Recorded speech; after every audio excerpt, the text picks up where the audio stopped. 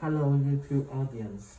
Today I would like to repot one more tree, which is my Chemisiporus ping pong blue. It's a false cypress. It's probably bioengineered to be this blue color, which I love. And I think I have a video documenting originally what it looked like as a raw nursery stock, and I'm probably going to put the video somewhere here. And I didn't document the process of wiring and styling this tree because the first time I styled it, I took it to a workshop in our local bonsai club. So it's not the most convenient place to video. And the second time so that was 2 hours of wiring, and the second time, I think half a year later, I look at it and think about it and wire it a little bit more. That's 3 more hours of wiring. So it's a bit long. The process is a bit lengthy, so I didn't document it. And I didn't know people like time-lapse video at the time. So if I knew, I would have documented using the time-lapse format. But anyway, this is the tree. I wire almost every single branch of it and did not lose a single branch. So I'm pretty happy for it. This is, I would say, Nigel Saunders may call it a cathedral style, and Walter Paul may call it a candelabra style of a tree, which is basically almost like a broom style for conifer. Conifer does grow in nature in this form with multi-trunk structure. So basically, when the original single trunk, the apex die, multiple side branches start growing upward and form this structure. And also for this particular tree, also there are some small suckers growing up from the base. I would either use it to thicken up the root base, or I would keep it in the style. If I simply use it to thicken up the base, then it's sacrificial. It's going to be cut off later.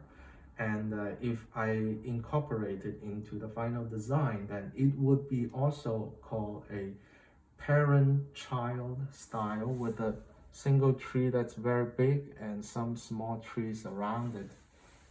So it's a parent-child style.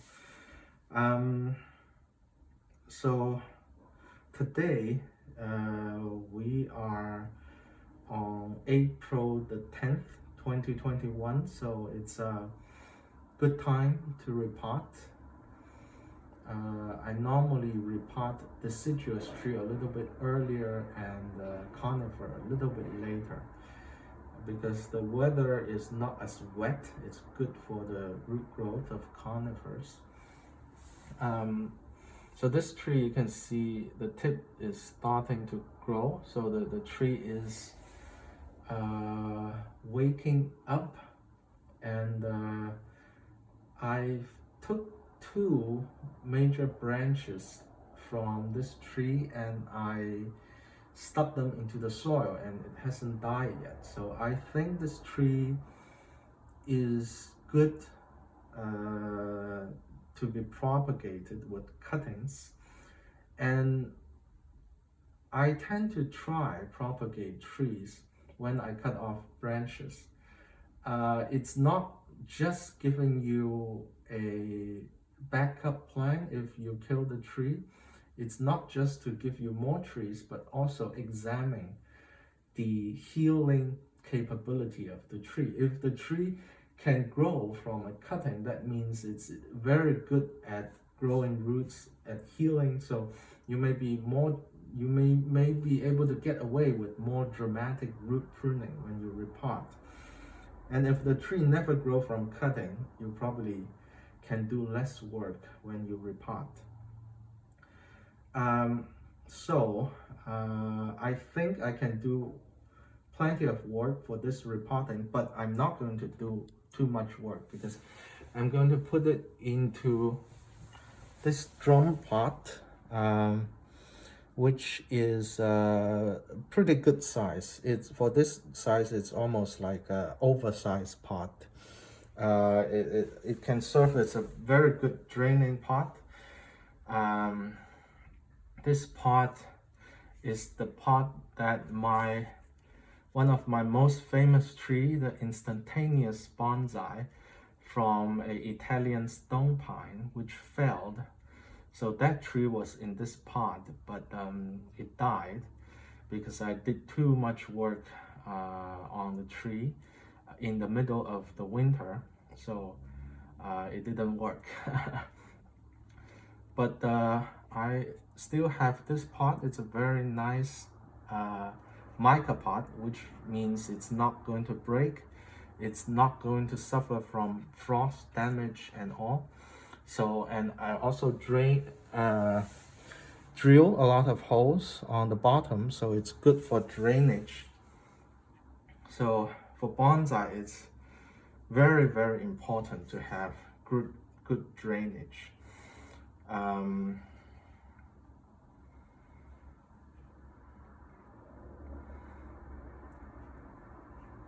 So one of the things I learned when I took my Italian stone pine out of this pot was there was too much fine of the soil. At the time, I didn't know I should sieve the soil, so too much fine in the soil. So probably keeping the soil wet for too long. And when a conifer is weakened, the water-air balance, the wet-dry cycle is very important. When the tree is weakened after repotting and styling, it doesn't take up as much water. And if we water it too often, and if the soil doesn't dry out fast enough, the root is going to rot. So you literally see the tree become weaker every time after you water. So that's a sign of insufficient drainage. So I drill a lot of hole for drainage, which is good for any bonsai.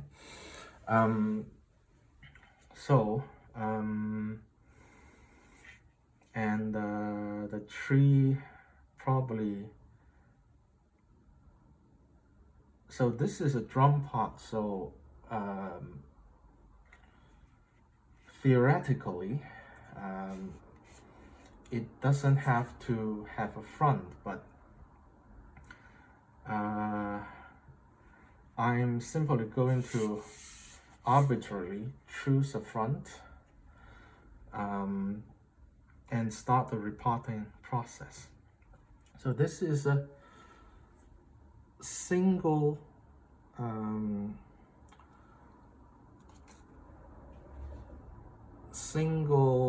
drainage hole from its original design. It's single drainage hole. So if I only have this single drainage hole, I would put these chopsticks across the drainage hole and tie the wire to it and fix the tree with the two wires. But because I drill so many holes on the bottom, so we have plenty of places to tie our wires, so that's no longer a problem. I personally want to choose this as the front, just because we have a stand here which can block any view of the tying system. So I'm going to prepare the pot first.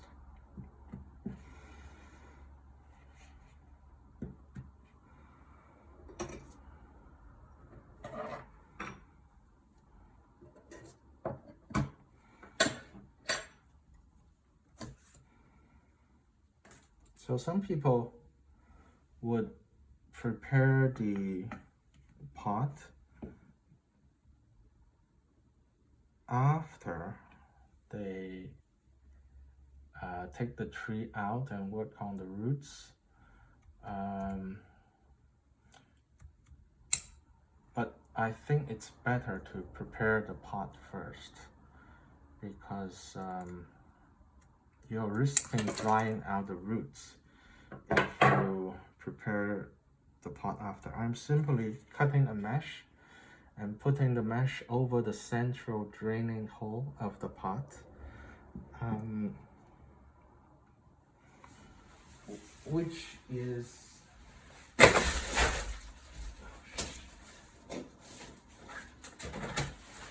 central draining hole of the pot.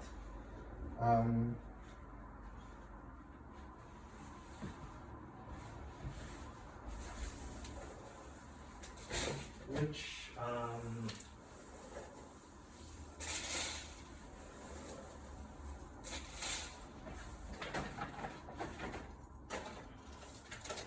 okay, let me see, where am I?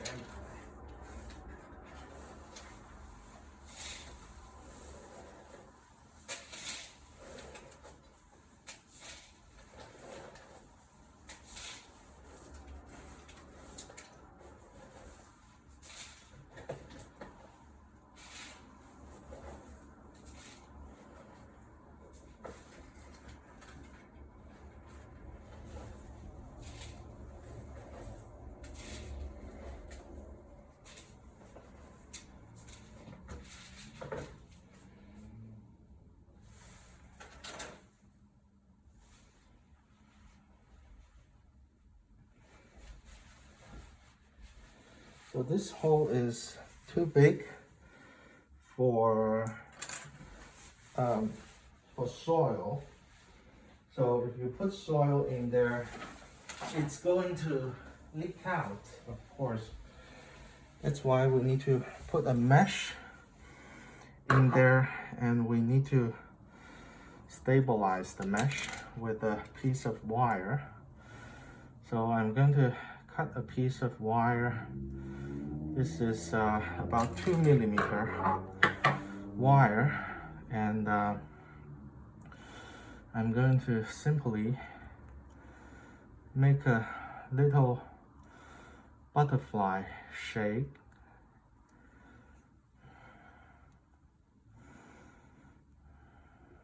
of the wire,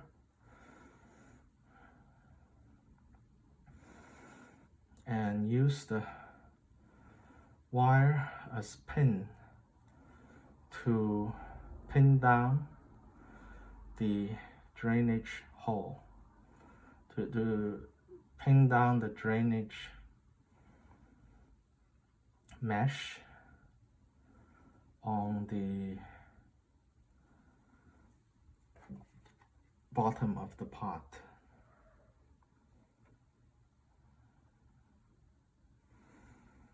There was an accident when I was trying to find the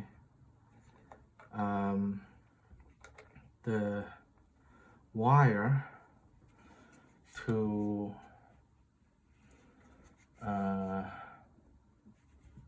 hold my drainage hole. I stepped on my sieved soil, and the soil is all over the ground right now, so I'm a little bit out of breath because of that, but it's okay. I'm going to pick up the soil when I need them.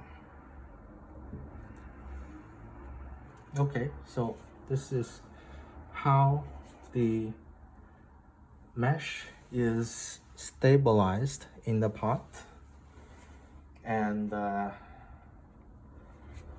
so it's not going to move. And after that, I'm going to prepare two wires to tie the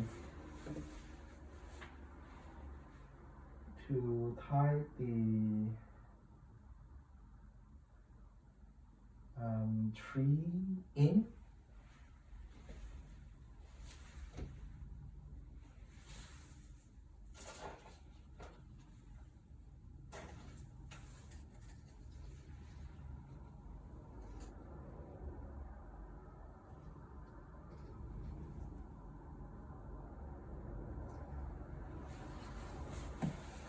So somehow I have a bunch of 2.5 mil wires laying around, which is too thick for this job, but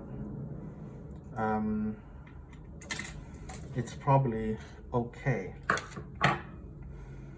It's going to provide some extra safety. So I'm simply going to put the wire through the wire hole in the bottom of the pot. I think for this purpose, one of these thick wires is probably enough, because the wire is so powerful. And notice that here is my chosen front, and all the wire are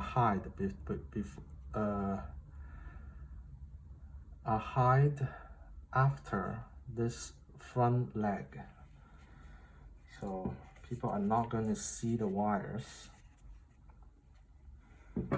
Okay, so the pot is prepared, and I'm going to put a drainage layer of soil on the bottom. The drainage layer is for water to not accumulate on the bottom and cause root rot. But if you have a well drainage soil mix, it's not absolutely necessary. But I'm going to do a drainage layer for the structure of the soil. So I'm going to put some horticulture charcoal in the bottom.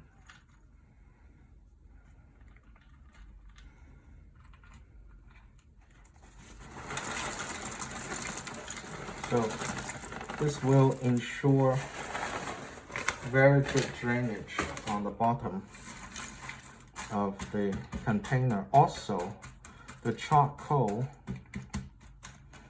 is very good for beneficial bacteria growth. So this is a layer of charcoal, and I think it's sufficient.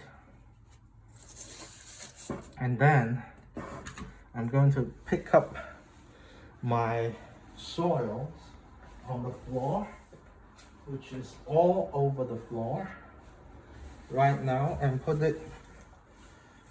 a layer of soil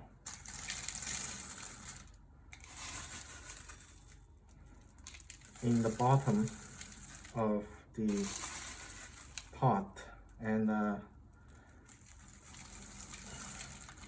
I'm going to make it like a mountain, so that when the tree is pushed down to the soil the soil going to spread out and build the underside of the tree. So this is this soil is a third akadama, a third pumice, and a third lava rocks. This is pre-mixed from Superfly Bonsai. The grain size is a little bit small, which is for small trees. It's not really for medium size or large trees because the grain size is too small. But I can understand because most people own a small tree like I do. So Superfly is probably going to benefit the most by selling these small size, small grained soil. If you can see, it's very tiny grain size. Okay, so the pot is ready now. I'm going to need to try to tease the soil. Normally I would do a time lapse on this, but this time let me try to do a full video without time lapse in it. So the next part may be relatively boring. I will be just teasing the soil out.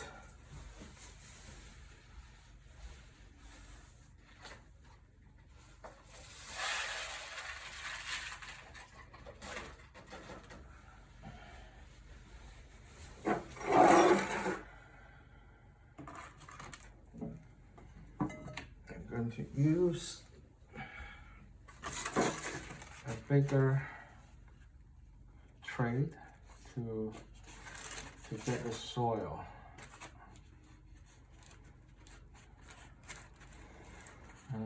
This tree has been in this soil for a while, so I imagine it would be relatively top bound. It's very top bound. So let's see. So a lot of roots on the bottom and a lot of white root tips too. So the tree is growing.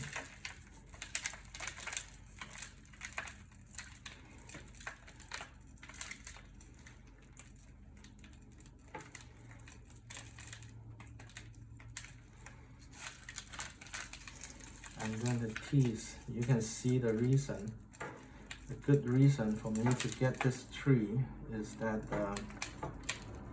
it does have a beginning of some forms of nibari.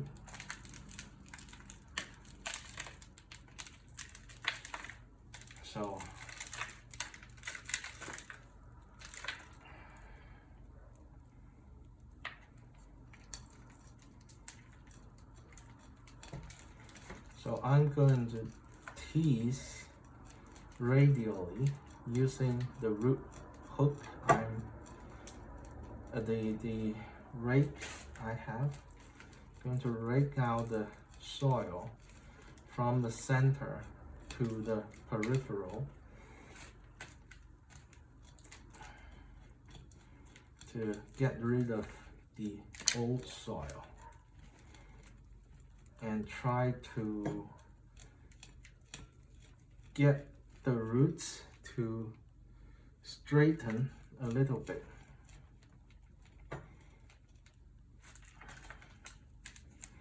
So this soil is the standard nursery compost, which is probably some mixture of some bark and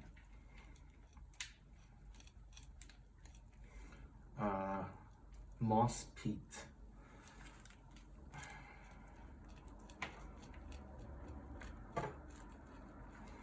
This is already very dense, so it's a good time.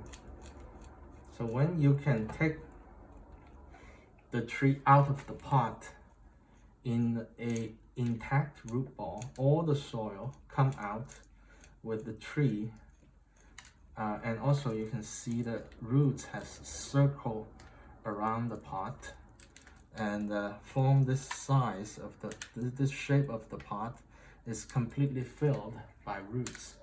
So we know that it's a great time, great time to repot.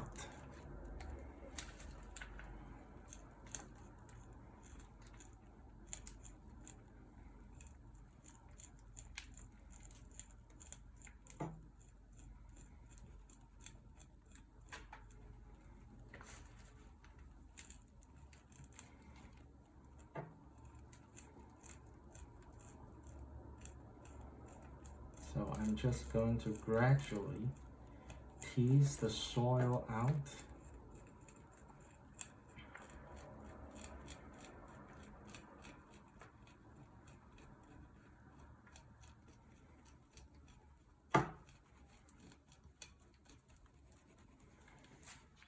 So the soil is very fine, which is not good for bonsai. Bonsai, you need some particles, soil. So this soil is too rich in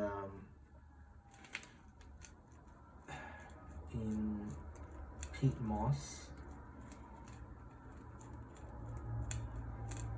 but the root system is still very healthy.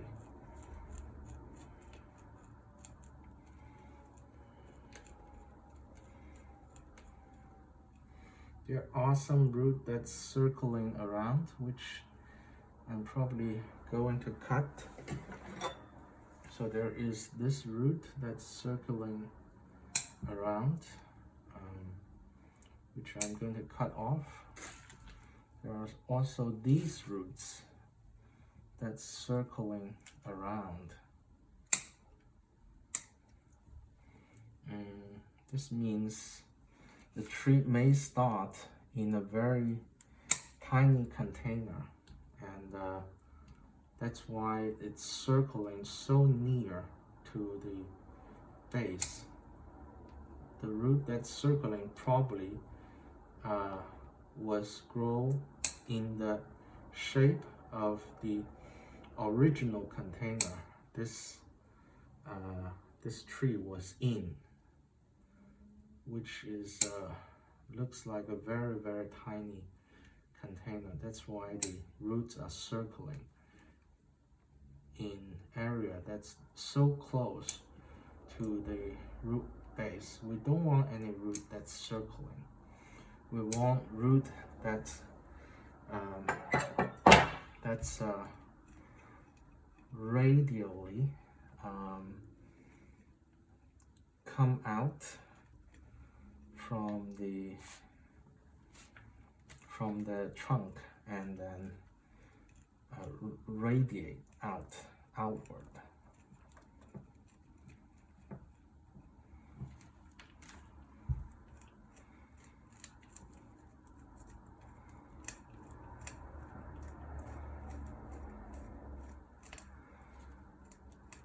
We still have plenty of feeder roots.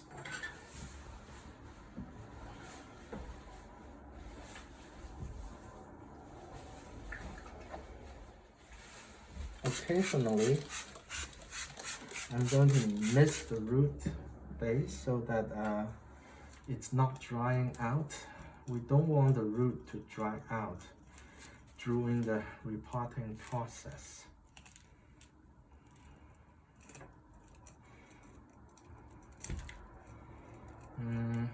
So I've teased the surface of the roots, and it seems like we have plenty of surface root on the top of the tree. Knowing that, I think instead of slowly teasing the root ball, you can see the bottom is full of matted roots. What I'm going to do is I'm going to cut off this matted root completely. This is done based on the knowledge that the top of the we have plenty of root on the top, so I should be able to do it pretty safely.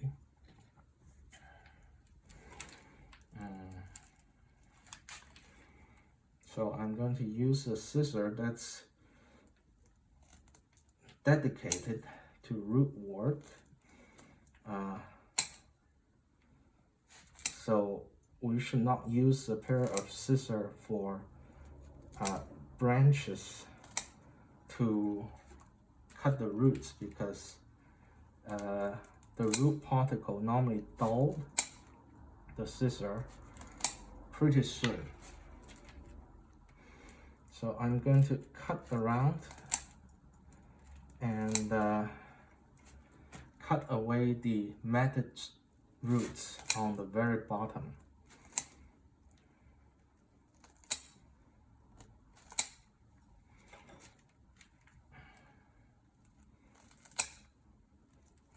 A sharp pair of scissors and a clean cut, it's going to help the regeneration of the root. If the roots are teared, it's more difficult to heal.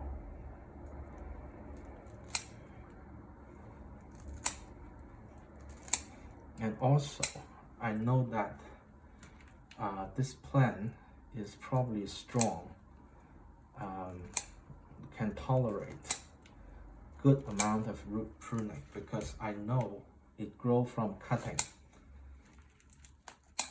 And any plant that grows from cutting is probably very good at regenerating roots.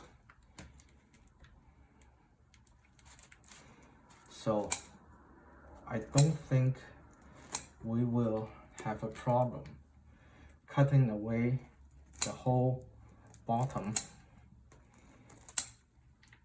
All these circling roots on the bottom of the plant, the tree.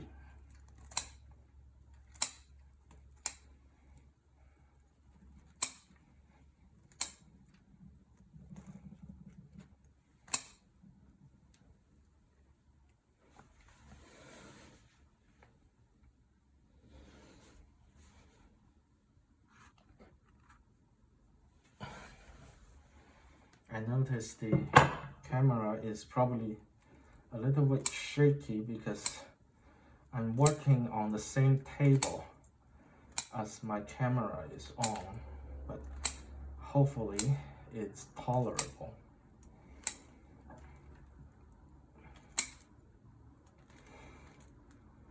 I can work on the floor too, but I've sit on the floor for too long today, so I decided to work on table. And also the tree is small enough for me to do the work on the table while still enabling people to see. So this is the matted root on the bottom.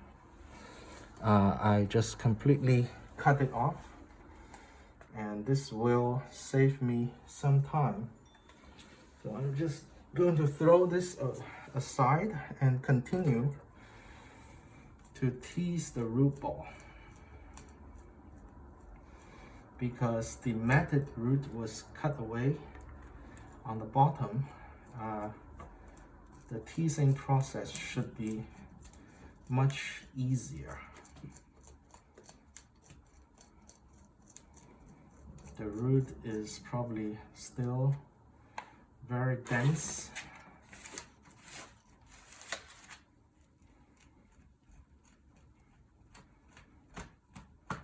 But I'm sure it will be much easier to tease.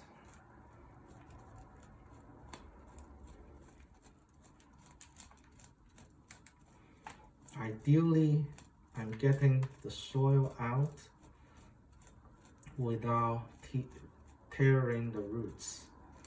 That's the ideal case. And occasionally miss the root so that it's not going to dry out.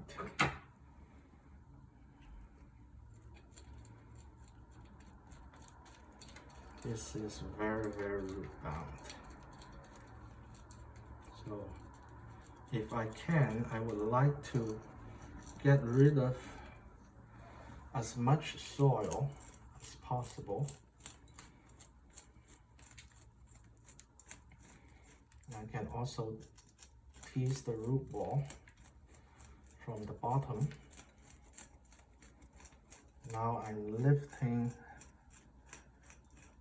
the tree off the table. It should generate less disturbance to the camera. From the bottom, I'm also raking from the center outward.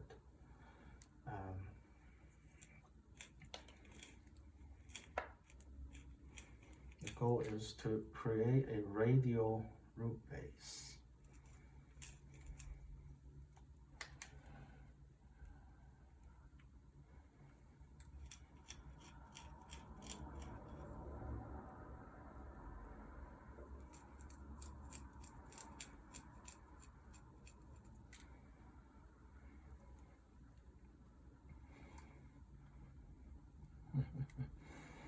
This thing is just so dense. It would take some time to rake out the whole thing.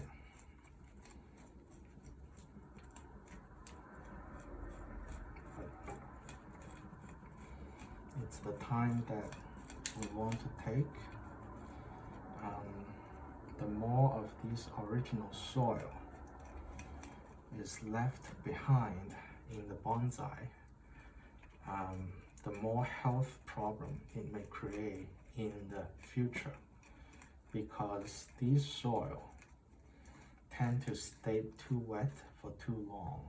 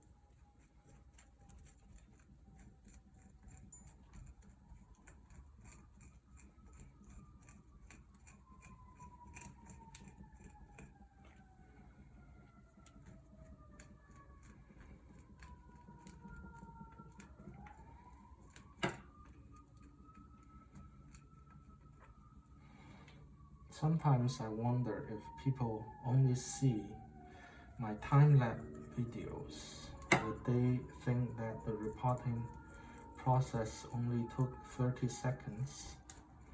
Of course, it's not so simple. It would take a while, probably an hour or two, even for a small tree. For a bigger tree, it may take even longer.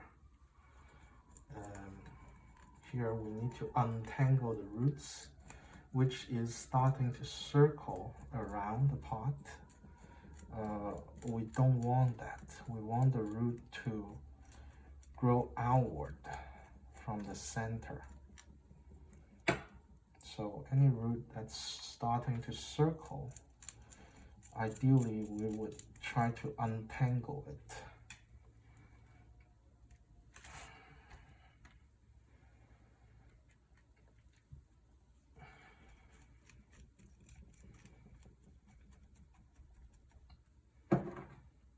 Just going to mix it a little bit more so that it doesn't dry out.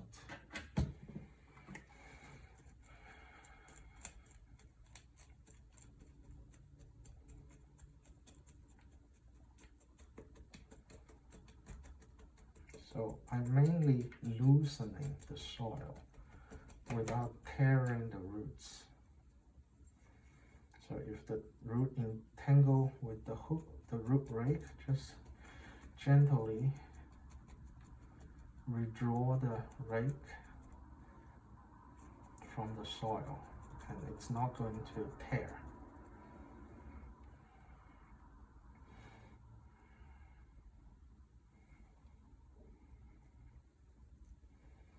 So there is a big root here, which is entirely possible to form a future nibari. So I'm going to cut this root while it's still going radial, and the root inside is still white, so this root is definitely alive, while we have several smaller roots branching out from the big root, so I think it's going to survive.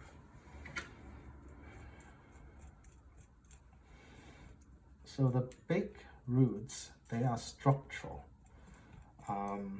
It's the finer roots that's functional. The fine roots or the feeder roots are what's taking up the water and nutrition and are responsible for supporting the nutritional demand of the tree. The big roots are not that active, so we can cut off the big roots as long as we leave some feeder roots behind. So I can see a big question is this gigantic root, where does it go? And can I cut off a significant part of it? That would be a central question, because we want to fit this tree into a shallow pot ultimately. If there is a gigantic root underneath, it's going to be the center of resistance. So we would need to figure that out.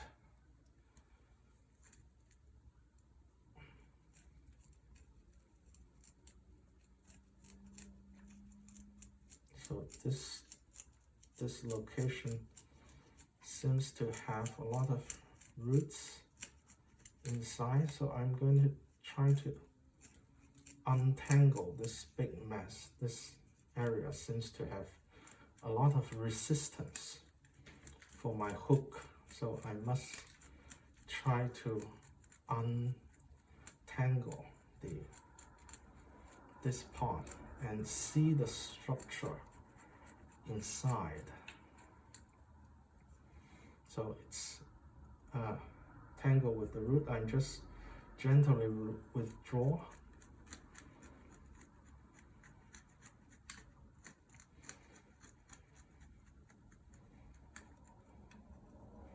In the process, I'm almost not breaking any roots.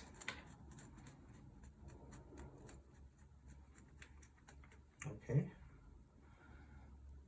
Now the root plane is much flatter, but we probably still need to get it to be more flat to put it into the pot we want them to stay in. I'm going to get some water, some more water for my misting bottle, so that I can mist the tree on time without the root system drying out. So just a second.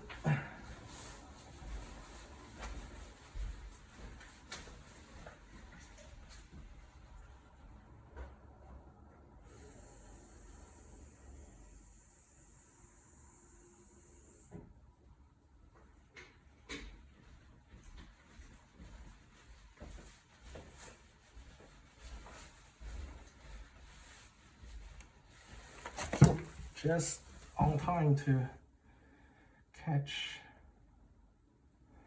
my tree from falling.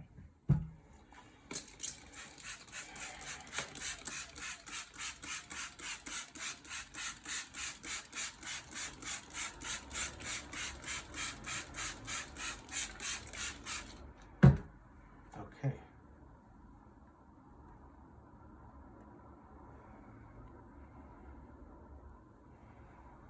So it should not dry out that fast. Let's see how thick the root base is now.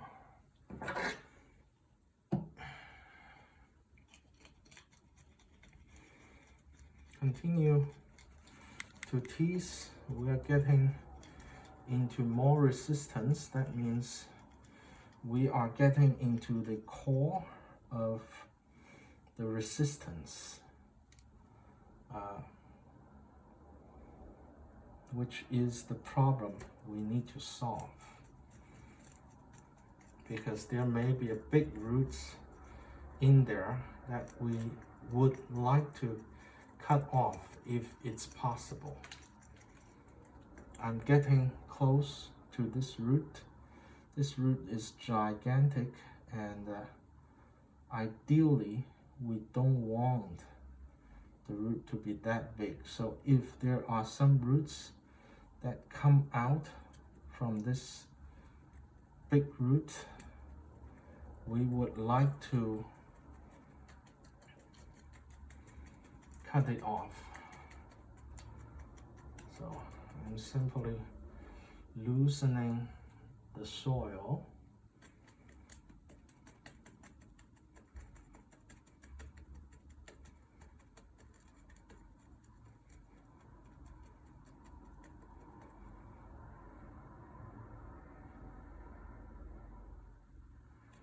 Also, it's not a bad idea to wear a pair of gloves for this work, because sometimes the root hook would hit your fingers and it's not really that good of a feeling.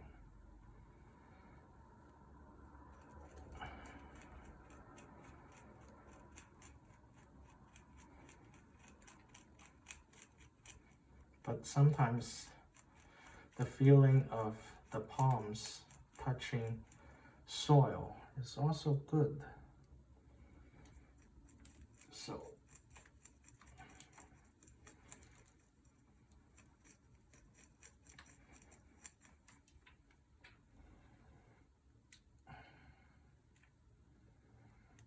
this is something that we would need to think about and decide on.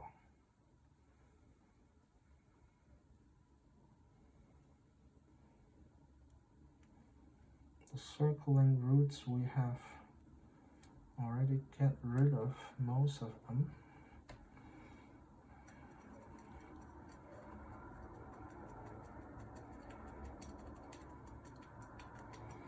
Normally, you don't wash the root of a conifer, but for a young conifer plant like this, very young one, we can wash it.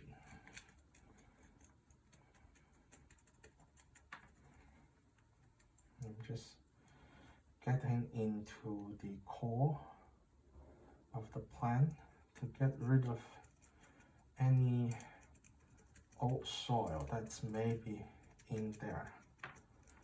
And if possible, we would try to get rid of as much old soil as possible, because the soil is not really that good. The old nursery soil is too wet.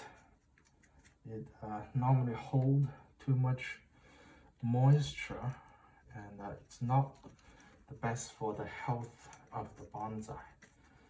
So it may create long-term question, long-term problem for the plant. there is also problem when we get rid of too much root at a time. It may weaken the tree too much and the tree may die from it. So it's a balance, it's a delicate balance.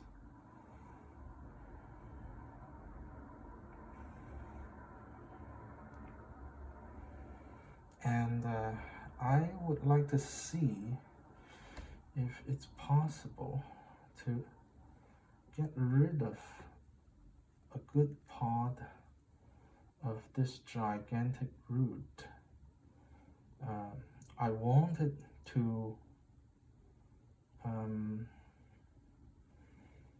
bifurcate if possible. We don't want the root to be so big and so prominent.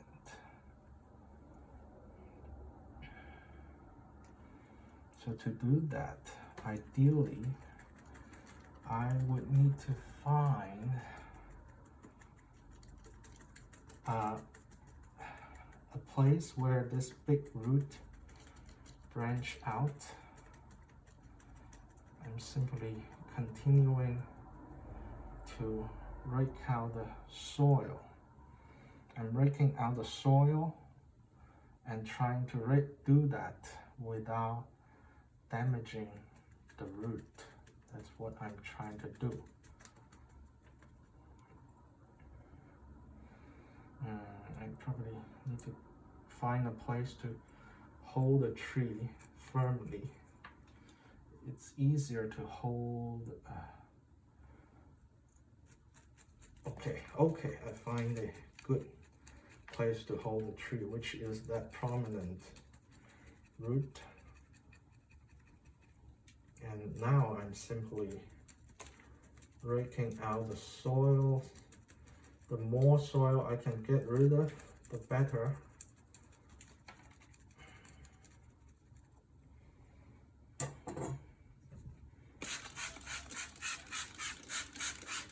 If I were repotting every year, then I don't have to be that meticulous on raking out the old soil, because every year I'm getting rid of a little bit, every year I'm getting rid of a little bit old soil. In the end, I would end up pretty good. But I'm thinking about the future of the tree. Ideally, I would not like to repot every year. The tree would need to recover every time we repot, hopefully for 2 or 3 years. So I don't want to repot that often. That's why I'm trying to get rid of as much old soil as possible. Okay, I'm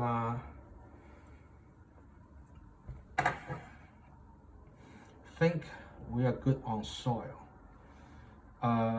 Now I need to think about the big roots. This big roots, I want to shorten it so that it starts bifurcating. I'm going to do it here. I think we have enough root above that. So shorten this big root. It doesn't really have that much attached to it, but when I cut off the tip, it's going to start bifurcating and hopefully start generating new roots. So here is another big root that's entangled with our most prominent root, which I'm going to shorten, and hopefully it's going to generate new roots. So this root has some more root attached to it, but there is a smaller root above it. I hope that would survive. There is another big root that's growing downward, so I'm going to cut this root simply because it's growing too much downward, and these are the roots that would form the future nebari of the tree. And there is a very strong root growing downward, which I don't want it. Let me try to reduce that. I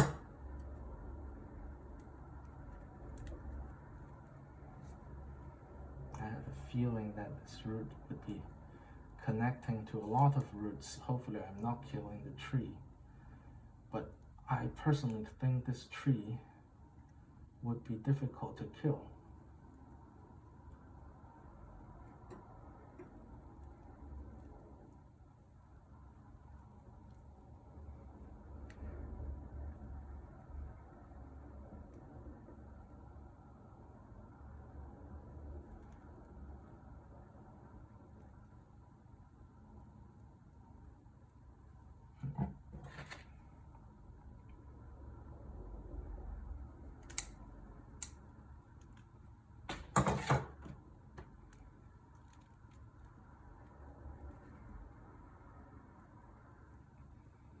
Does seem to be connecting to a lot of roots here, but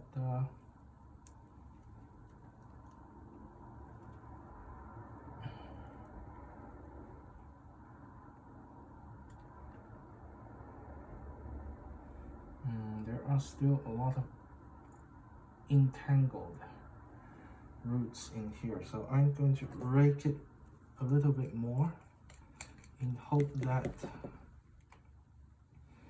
there are still a lot of circling roots. I'm cutting off the circling roots. Hopefully it favors the radial roots.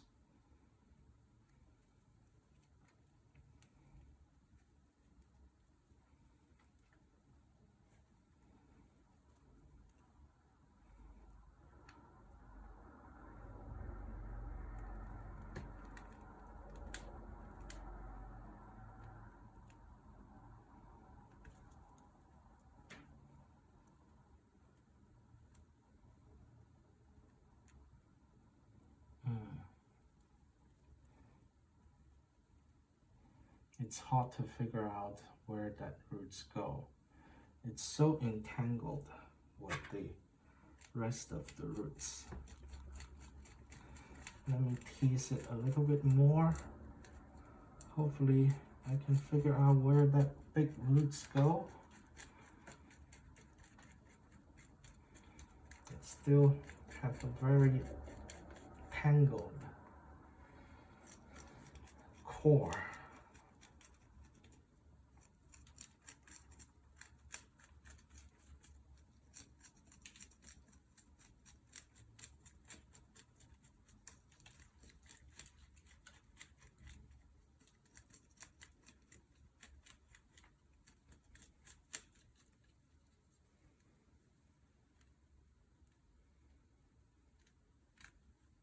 Okay, I'm getting that root out.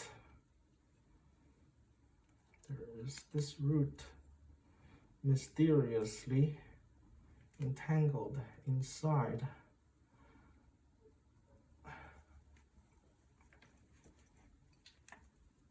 Trying to loosen that root, and hopefully it's this root I'm trying to get rid of. Okay, it's not that much root connecting to it. That's fine. Okay, that's my roots. There is still a circling root here, so I'm going to cut it before it circles. Okay, it's here. It's going outward and it circles. Start circles here, and I'm going to cut it.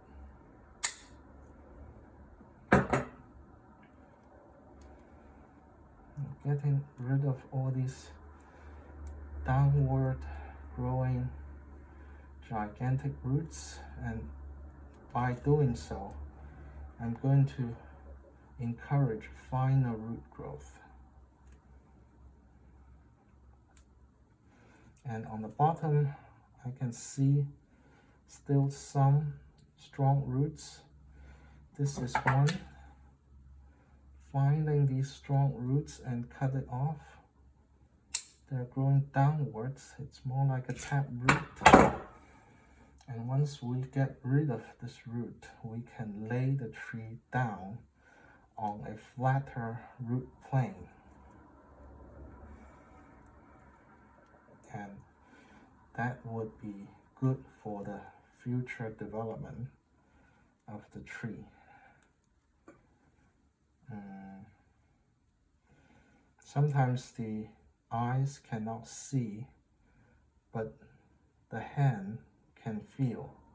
When I feel a big root, I'm coming in and cutting it off. Okay, I feel a big root here. Just trying to cut off these big taproot-like roots without cutting the smaller, finer, functional feeder roots.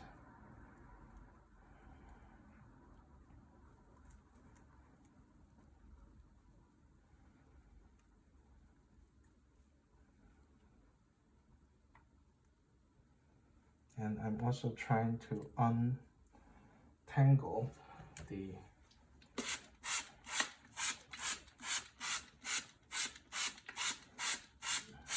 roots.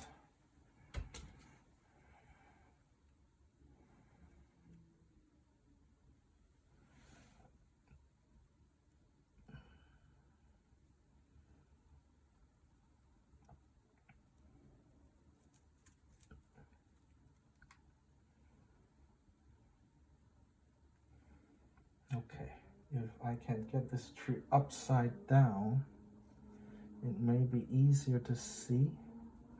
I'm simply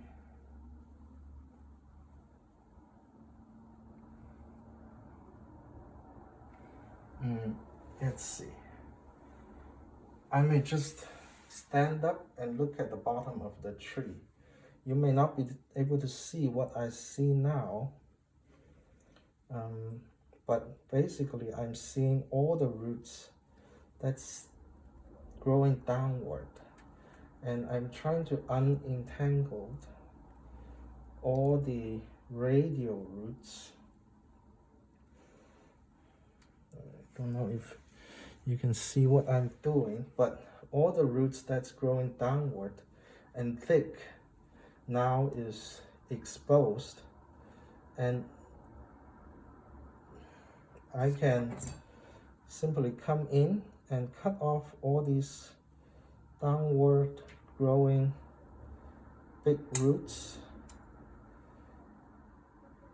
I'm not left-handed, so I'm going to try to switch my hand and use my right hand to cut these roots. It's easier for me. Okay, all these downward growing roots, I'm going to cut. All these downward big roots while leaving all the nice fine feeder roots.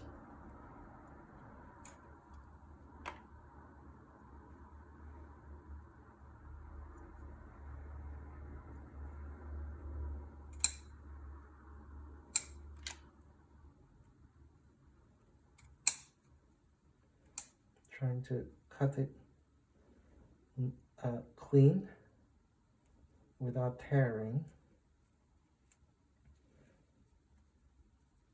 This is a big root, but it's going too long.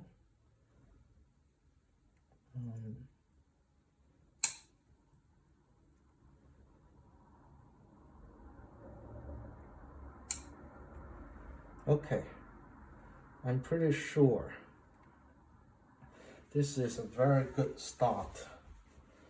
I'm simply cutting all the thick root on the bottom of the tree while leaving all the radially oriented root. Okay, this is a very nice root plane to start with. And I'm simply using my hand to comb out the root.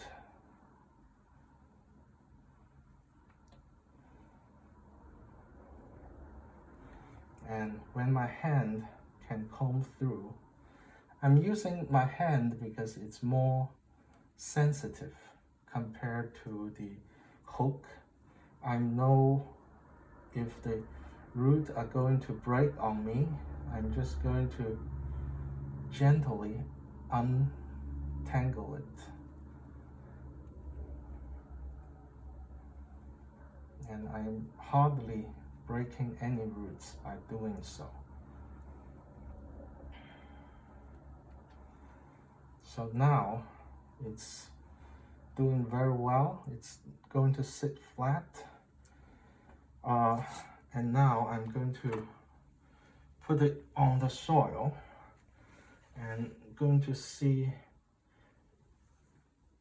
this is the front of the pot, and I'm going to see where is the front of the tree.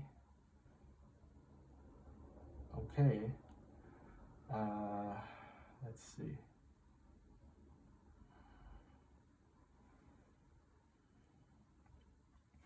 I think this is the front of the tree.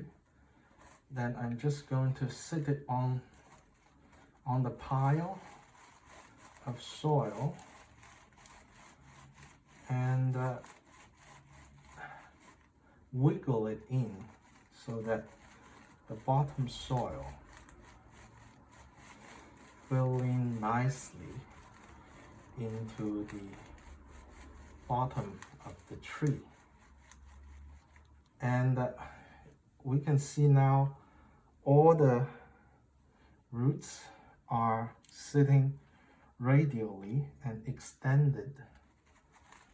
Since this is round pot, I can put it right on the middle of the pot. Now all the roots are extended. I can simply cut off any roots that's coming out of the rim of the pot. So that can be done very accurately, so that the tree is not going to circle around the pot that quick.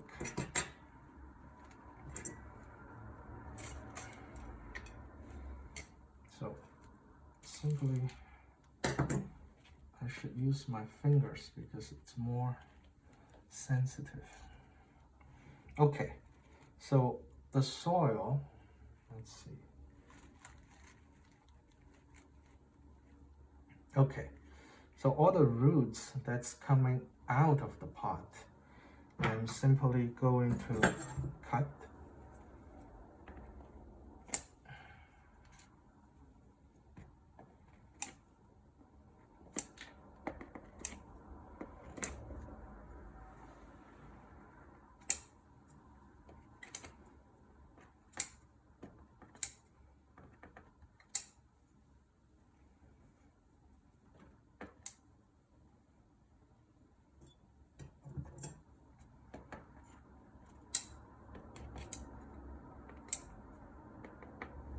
Cutting this way, I will not waste any roots. Simply the roots that's growing out of the pot, I'm going to cut. So I'm not cutting any roots that I don't have to cut.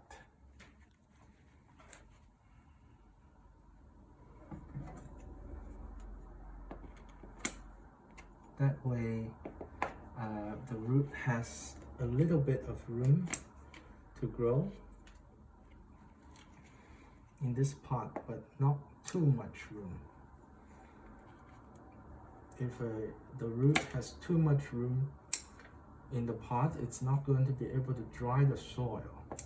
And it's very important for the root to be,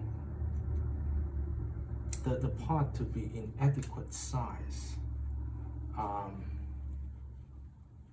so that the root has enough capability to dry the soil. If the root can never dry the soil, the tree is not going to grow.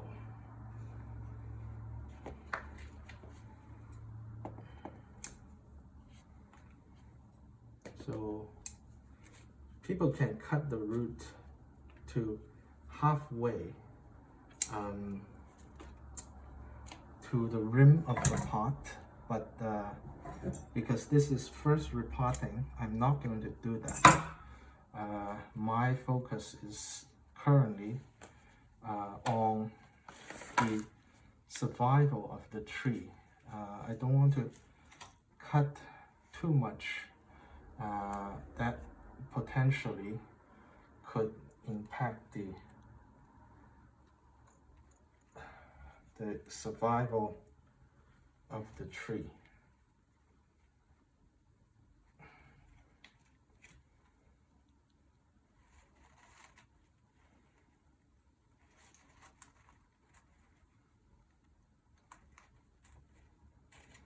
Okay, this looks like a proper front to me, and I'm simply going to try to tie the tree, because the tree has a tendency to fall over on the, so this is the, to the camera it's the have a tendency to fall over on the left side, so I'm tying it on the right side.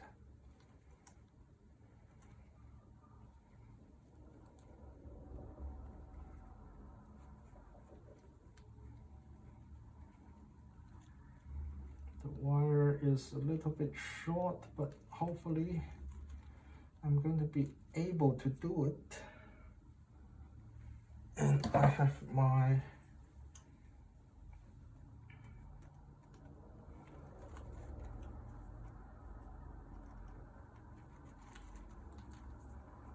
okay, this is going to tie it very well.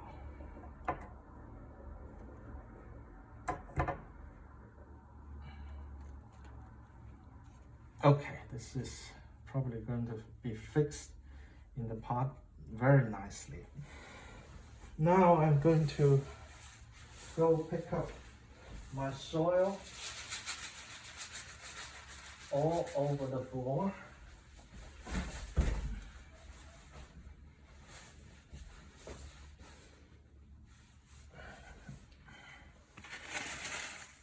And put the soil in.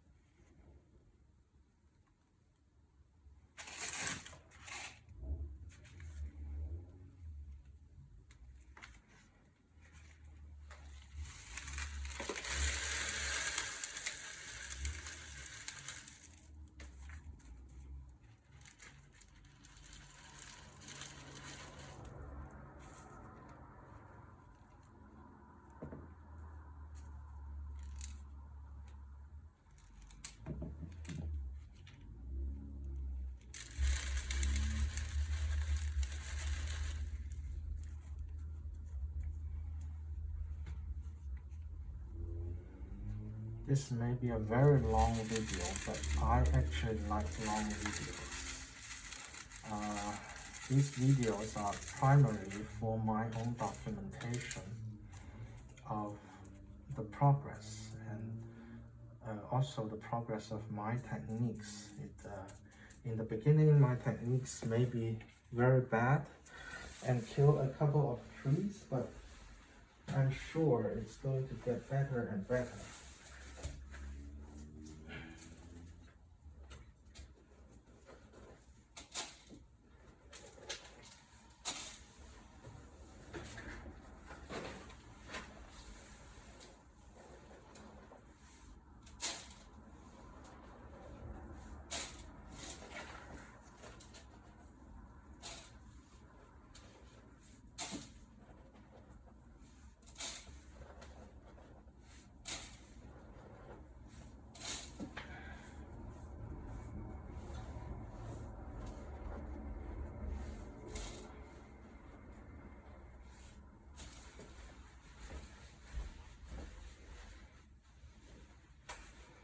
My soil is all over the floor now, so I need to try to collect them.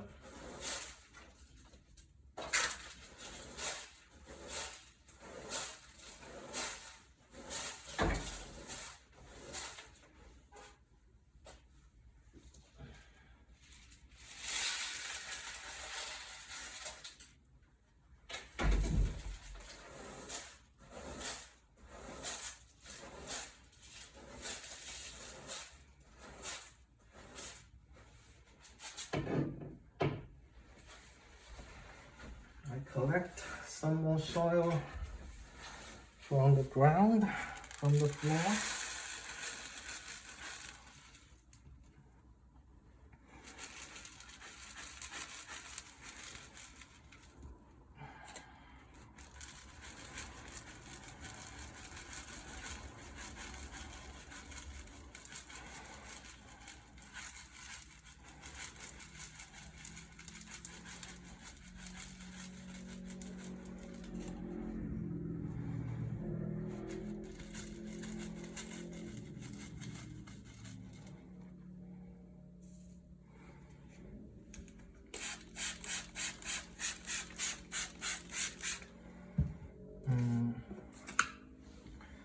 And now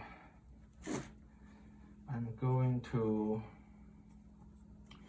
use the chopsticks to help the soil get into the space between the roots. Simply poking on the roots and you will see it seems to be a lot of soil to begin with, but as soon as I poke on the soil will settle in between the space of the roots and become basically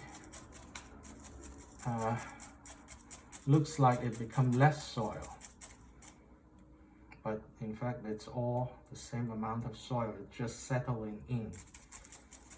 So this step is very essential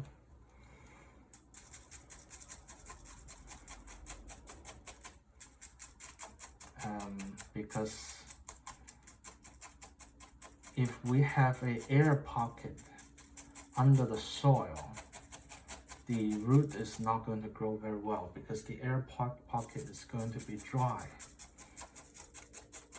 So you can see just several poke, the soil is going to settle down much more. It's going to be much more flat. In the beginning, it's almost coming out, but now the soil is settling down after I poke it.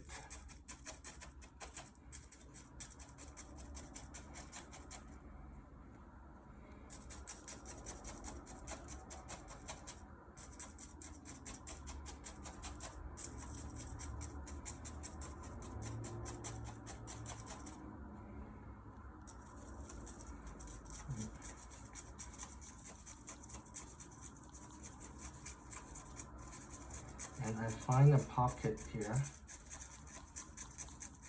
that's probably full of air. So I'm going to just poke the soil into the pocket. You can see the soil is almost like it's disappearing, but it's actually going into the air pocket underneath the root ball.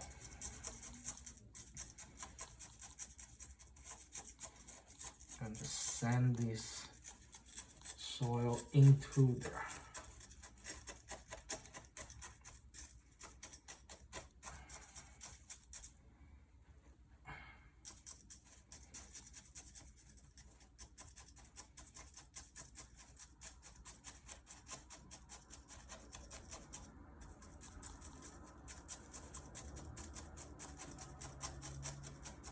Now we don't have enough soil.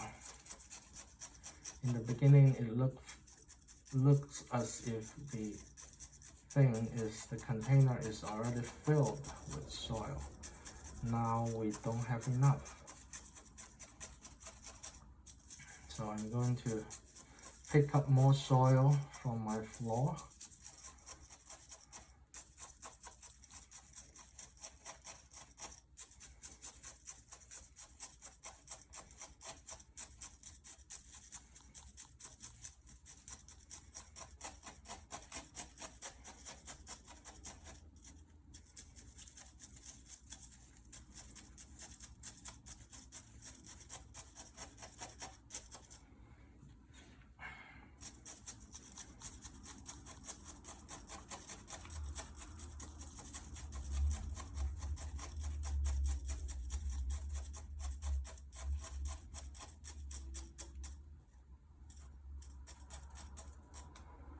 Okay.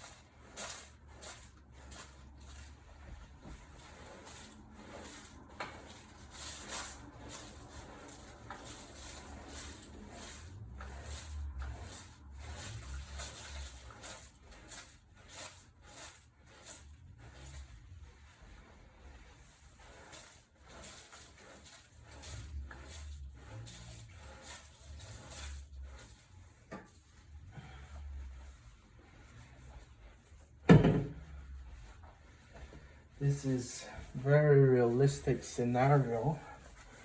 The last moment you have all the soil ready, and the next moment all the soil are on the floor.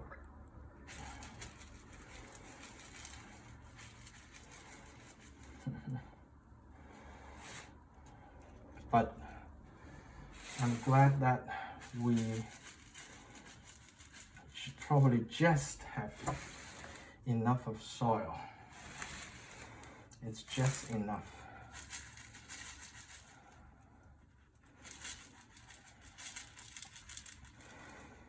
Okay.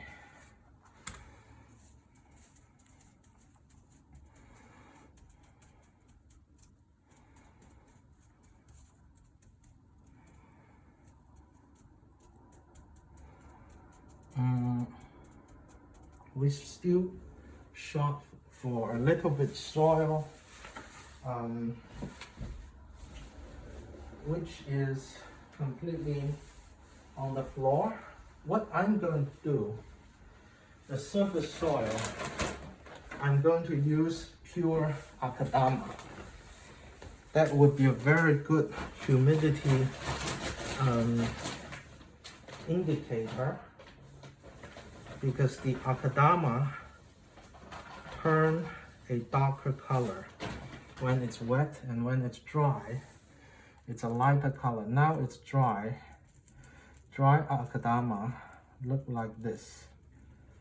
I'm simply going to use a layer of pure akadama on the surface.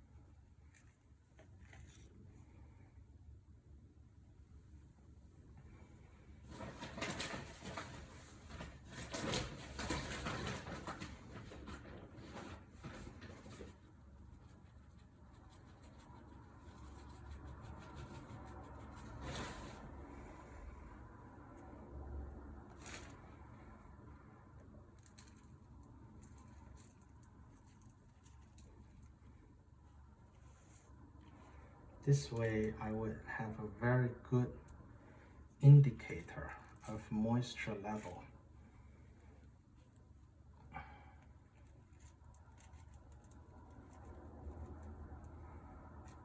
And on top of the akadama, I'm going to top dress it with a layer of sphagnum moss. That's going to also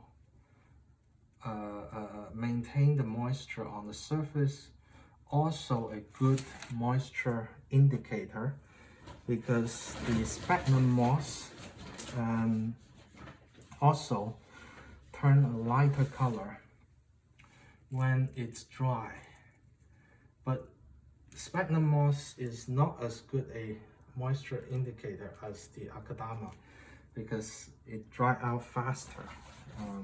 So akadama is a type of soil that's in the soil mix. A third of the bonsai mix is akadama, so it indicates the dryness of the soil better than the sphagnum moss. Sphagnum moss normally dry out a little bit too fast. But the sphagnum moss is going to encourage root growth. So these roots that I cut off from the bottom, and I want to encourage root growth on these roots. So I'm going to cover them with sphagnum moss. And sphagnum moss, of course, we know when we air layer, we use sphagnum moss. So it's very good for root growth. One bonsai artist used to said, if the surface of the soil can hold moisture, it's actually the best place for root to grow. The problem is the surface of the soil normally dry out the fastest. That's why root doesn't grow very well on the very surface. But because the surface has so much air, it's actually the very favorable place for root growth if it can hold moisture. So this layer of sphagnum moss can improve the surface water retention capacity, and also encourage the surface root growth. This term nabari is the the root on the surface of the soil that's exposed. We see it in almost all the old trees. The root base almost have a root that's coming out of the soil, and that's why it's very desirable to have a good nibari on a bonsai, because the whole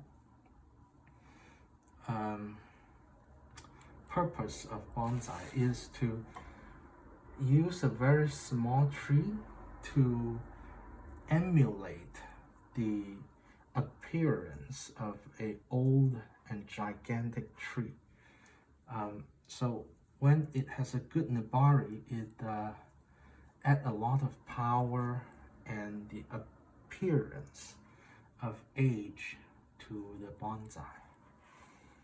That's why we want to encourage the nibari, and the root work you just see, trimming out the roots that's growing downward and preserving the root that's growing sideways, that's growing radially outward from the trunk.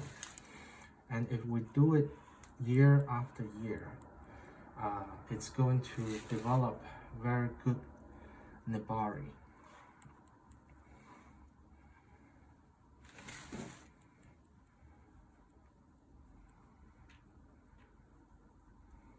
So I always think of root work as part of the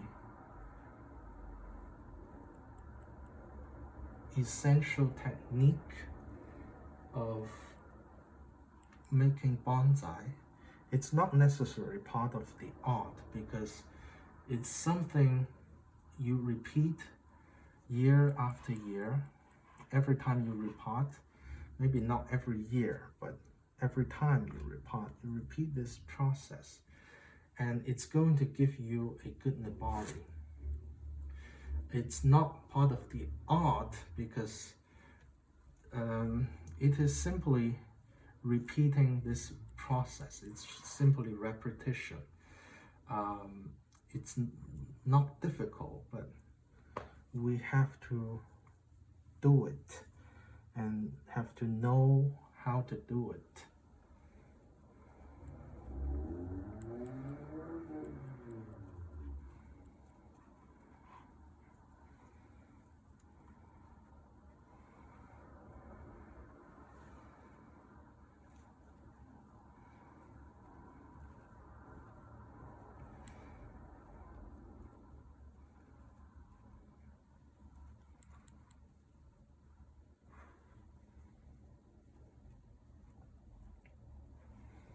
So that's how I distinguish between art and technique. If something you can just learn from somebody and do exactly the same thing and achieve a good result, that's technique, which I think the root work is part of it, and probably most important part of bonsai. But art you cannot learn from somebody. You need to have your own judgment, your own eye on it. It's not like somebody can tell you, just do this and you are going to get a good result. That's just technique, and everybody can learn it.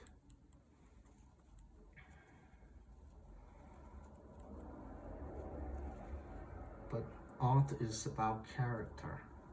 It's about how you see the thing as beauty.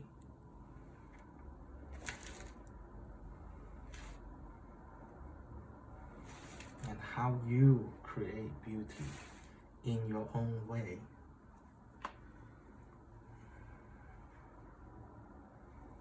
So spring is a great time for repotting, and repotting is part of the essential technique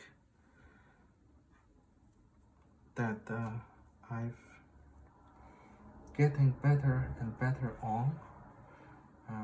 my first very famous instant bonsai. That's an instant kill. When I look back, the technique is just so bad. It's in the middle of the winter, and I repot, and I root prune, and I style. That's the perfect example of how to kill a tree. Now I'm getting much more sophisticated. I space out the work. I first wire and wait for half a year and then repot. And I know the capability of the tree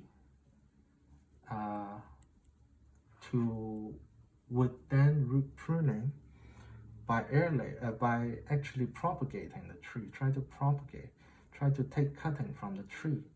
And if a tree grows from a cutting, it has a very good capability of regenerating root. And I'm also not pruning off too much root. I'm pruning off a lot, but it's all big roots that doesn't have too much function. And I'm keeping all the important roots.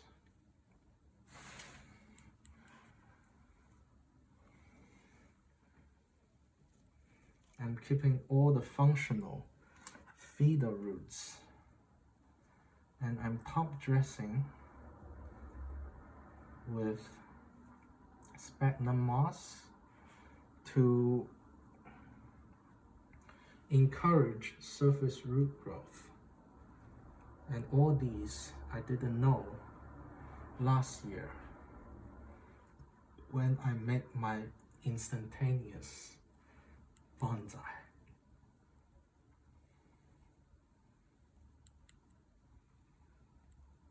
That shows the techniques are not that difficult.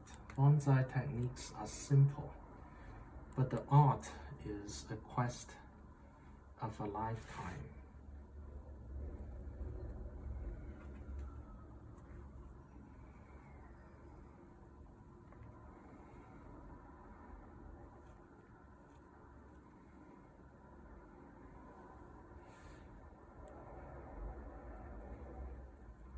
Okay, I'm trying to go back to the front.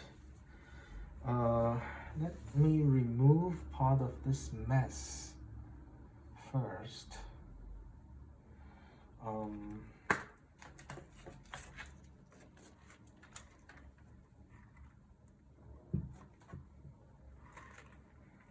Okay, I did remove a lot of roots, but they are not important roots, so I'm fine with it.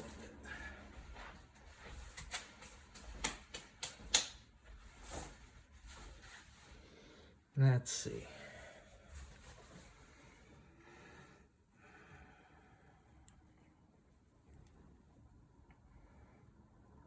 So next I'm going to water the tree. Let me get a good can.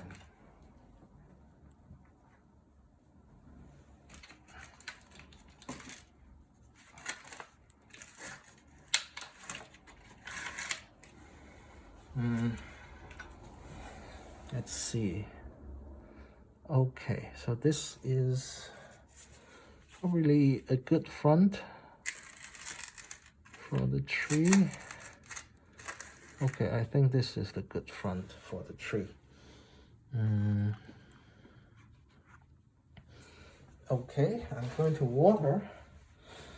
I didn't bring my watering can, so while you are looking at the tree, I'm going to take my watering can.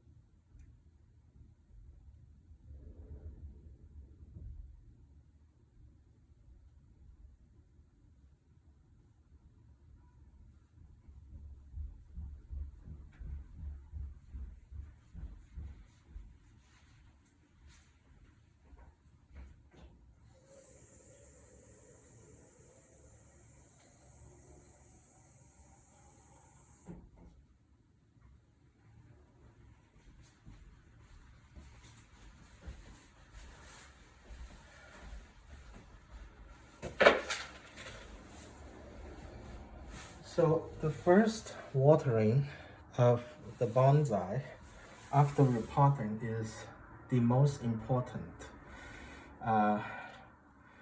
We need to water it thoroughly, excessively. It's not just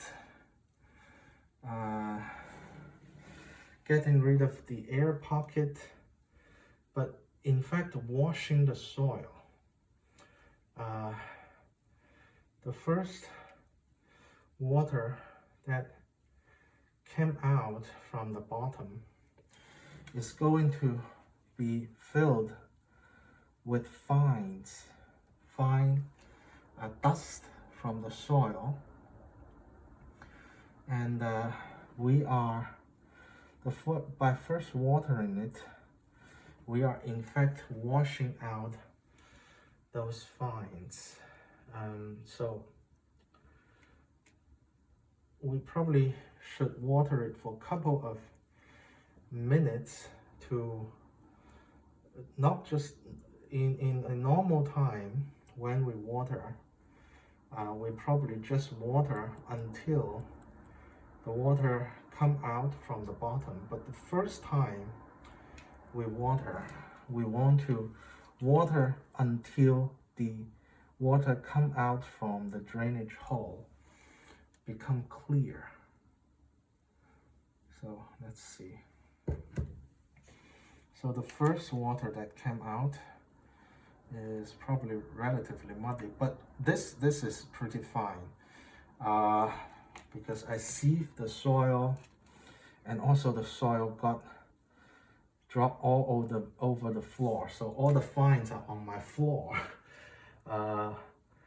And the particle that I can pick up are all clean, big particles.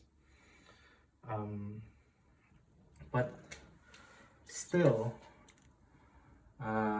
we should water it for several minutes. It's not enough to just see the water come out from the bottom.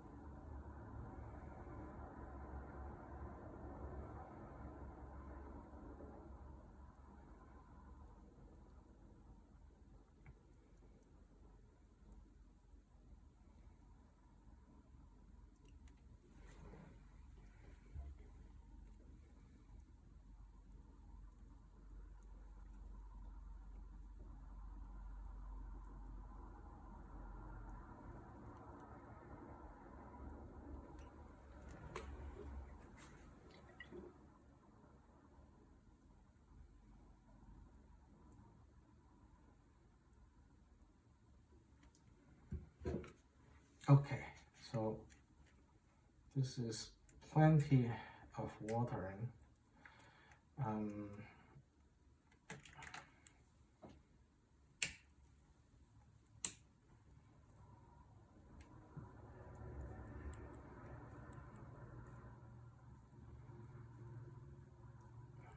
Because today we're dropping to 0 degrees centigrade. At night, I'm going to keep it indoor tonight, and tomorrow I'm going to move it outside in a shaded area, semi-shaded area, because the root is weakened right now. We probably don't want to directly put it into full sun right away, right after repotting. Okay, I'm going to take the pot away so that we can get a good look at the tree. Okay, this is actually very beautiful. So we are not doing good on time because it's a 2-hour-long video, but I think it's worth it. This is probably a proper view on the tree. Most of the video are tilted. Okay,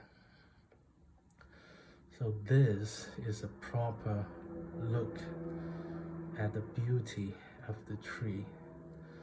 I've only wired it, I haven't pruned it. I mean push the branches back. So I'm going to let it grow for the whole season. And in fall, I may prune it a little bit before it go into dormancy. And then gradually push it back in and make it into a tighter tree. Okay, I hope you enjoy this video, and we are coming close to the end of the repotting season. So repotting is somewhat boring. It's technique, it's a technical, it's not artistic, but it does improve the art over time. It's a very essential technique, and this spring I got a lot of chance to practice it and getting better and better at it. And I hope to share and document these progress of my trees. And I hope you enjoy this video, and I will see you next time. Take care. Bye.